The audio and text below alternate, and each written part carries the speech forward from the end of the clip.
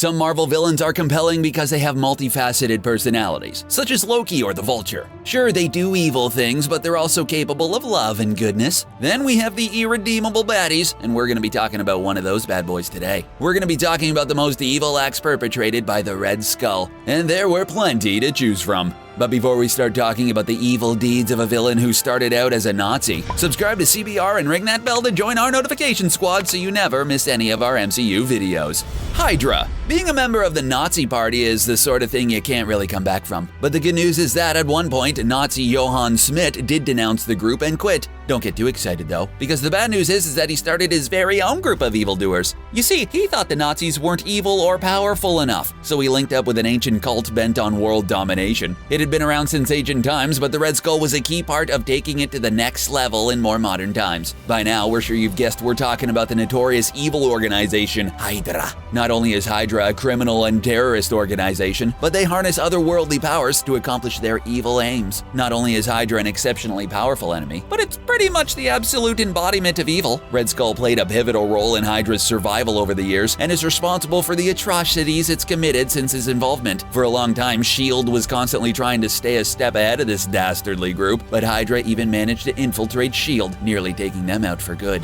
Space Stone.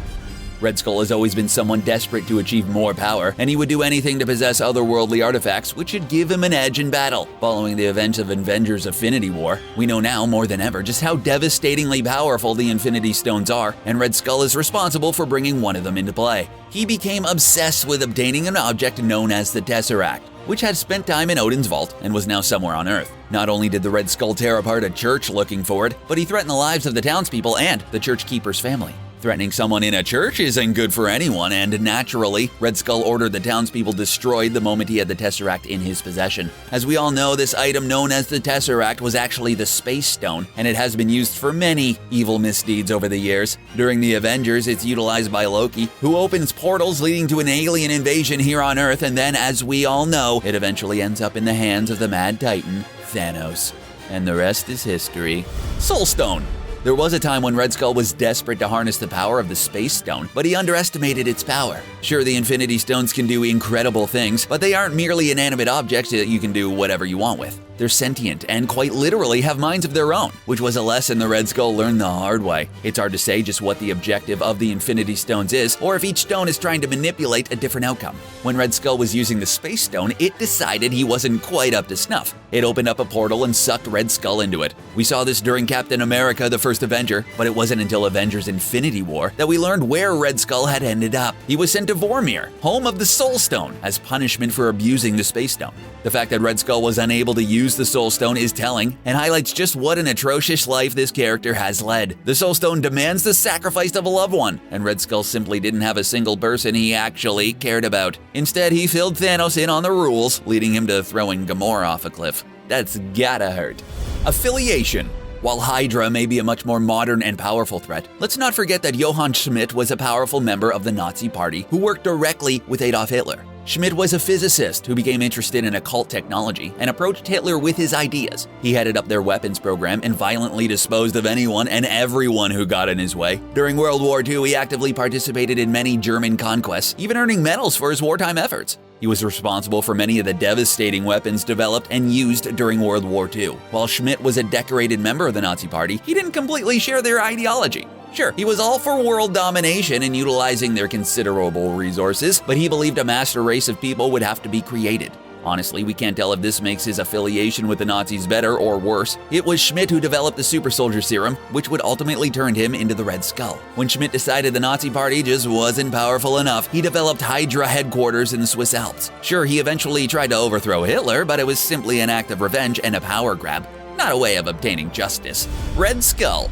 Now let's talk about how Johann Schmidt ended up becoming Red Skull. We know he was interested in creating a race of superhumans, and he took the most monstrous route possible to get there. German biochemist Abraham Erskine was able to flee Germany with his family when he was stopped by Schmidt and his cronies. Schmidt wanted Erskine to create a super serum for him and resorted to a horrific method to earn his cooperation. He sent Erskine's wife and children to a concentration camp where they would ultimately perish. Eventually, Erskine came up with a highly unstable type of super serum, which Schmidt couldn't wait to try on himself. When it did have some beneficial effects, it also horribly disfigured him, giving him the iconic appearance and earning him the moniker Red Skull. The only silver lining to emerge from this tragic story is that the Red Skull is incidentally the reason we have Captain America. Erskine eventually perfected his super serum, which was injected into Steve Rogers. Sadly, Erskine's story didn't have a happy ending. After losing his family, he was eventually assassinated by HYDRA, but during his life at least he managed to create Captain America, the greatest enemy of the Red Skull and protector of freedom and liberty.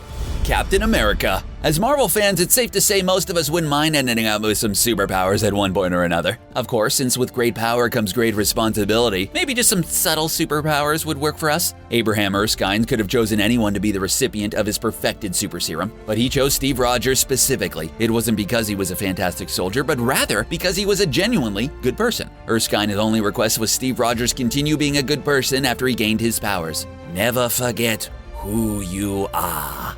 That's my best German accent, I know. So Captain America was formed, but things were going to get a lot harder for Steve Rogers. Sure, he had to fight against the Red Skull, but that was pretty much what he signed up for when he became a soldier. It was in his final battle during Captain America the First Avenger that was particularly devastating. Captain America ends up piloting a plane loaded with weapons and can't think of a way to land safely. He decides to sacrifice himself by crashing the plane into the Arctic, but thanks to the super soldier serum, he survives. He ends up frozen for decades and is horrified to learn he's missed out on so much of his life. Steve Rogers awakens to learn many of his loved ones are now gone, and he's about 70 years late for his date with Peggy Carter. Bring the tissues, guys. Oh. ESTHER.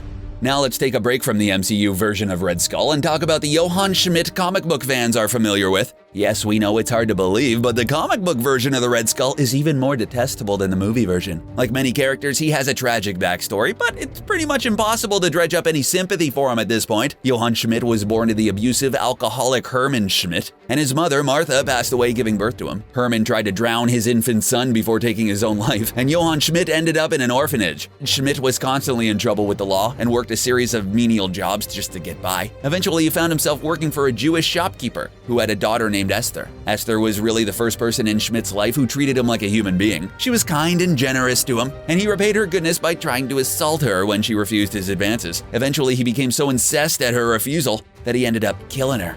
Hey, we told you it was really hard to have any sympathy for the Red Skull. Slander. There have been quite a few people who have taken up the Red Skull mantle over the years, and people other than Steve Rogers have gone by the name of Captain America.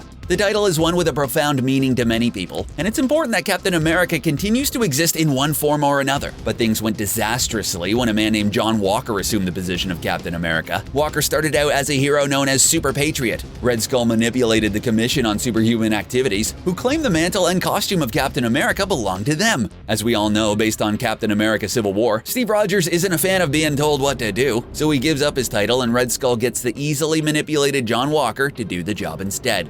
Walker may have had good intentions starting out, but Red Skull did everything he could to drive him insane, ultimately discrediting the title of Captain America. He staged brutal fights between Walker and his enemies, and had his group of watchdogs kill Walker's parents. Although Steve Rogers eventually got his title back, Walker's life was destroyed and the world's view of Captain America had changed forever.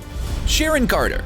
Red Skull has done some pretty reprehensible things to Steve Rogers over the years, and this has extended to the people he loves as well. The death of Captain America was a comic book event so huge that even non-comic book fans wanted to know more about it. Sharon Carter is the niece of Peggy Carter, and she and Captain America had a romantic relationships in the books. The two went on many adventures together, and this made Rogers' death at her hands even more devastating. Sharon Carter was controlled by Red Skull, and her relationship with Rogers made it easy for her to get close to him. Not only was Captain America assassinated, but he fell at the hands of the woman he loved. Afterwards, Carter was able to break free of the mind control which had been placed on her, and realized she was pregnant with Rogers' child. You'd think things were just about as bad as they could get for Rogers and Carter, but Red Skull wasn't done yet. He believed that the baby Carter was carrying would be born with the same advanced abilities the super soldier serum had given Rogers. Because of this, Red Skull decided he wanted to transfer his consciousness into the baby, which meant he had to capture Carter. During the scuffle, Carter sadly ended up losing her baby.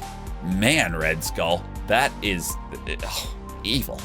S-Men. Sure, eventually Red Skull left the Nazis in favor of HYDRA, but this doesn't mean he didn't take some of their nasty tricks with him. He committed many horrific acts in pursuit of the super soldier serum, which he hoped would make him more powerful, but later we learn that he despises mutants who are born with their superpowers. As X-Men fans know, Magneto is a Holocaust survivor, and one of his greatest fears is living through a similar event, but leave it to Red Skull, who makes someone's nightmares come true. Red Skull puts together a team of villains called the S-Men, and they're united in their desire to eradicate all mutants from the Earth. He also defiles the body of the late Professor Xavier in order to use his telepathic powers to further his evil plan. Red Skull uses these powers to manipulate humans into rising up against mutants and confines those with powers in concentration camps. Magneto returns to Genesia, which had been a haven for mutants, only to realize what has happened. Mutants were rounded up, tagged, and collared like livestock. Many of them didn't even survive this ordeal. It's truly a ghastly scene and shows there's no goodness lurking inside of the Red Skull. Before finally being defeated, Red Skull also tortures Magneto by showing him images of his loved ones being tortured and destroyed.